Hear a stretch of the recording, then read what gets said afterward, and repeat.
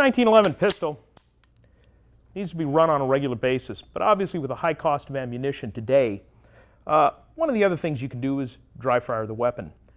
Now, Gunsight has a nice routine with a dry fire drill, and I like to recommend it. What I usually do is have some type of object. In my case, I have an old red plastic container that I use, and in that container I place all my live ammunition that I'm carrying with the weapon system. Magazine, the chambered round, and all my pistol mags go into that container. The container goes up onto a shelf. Out of the container, prior to doing that, I came out with 2 magazines that are loaded with orange safety rounds.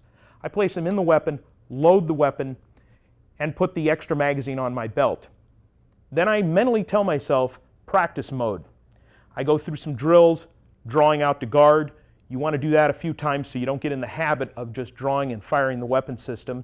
And then I do some standard draw out and actually firing or dry firing the weapon. At the end of that, I do some eyes off drills where I draw the weapon out with my eyes closed and see how closely the weapon is lined up when I open my eye after I press the trigger. Do that a few times. And when I'm done, I may do some magazine changes, obviously because I have the spare magazine with the orange rounds. When I'm all done, I unload the weapon with the orangies. I go back, load my weapon up with live ammunition, put the orange rounds back in that red container, and I hide the container so it's not in view. You don't want to see it. You might do that one last trigger press and fire your weapon after you've loaded it. So once it's put away, I go ahead and load my weapon, holster it, and think combat mode.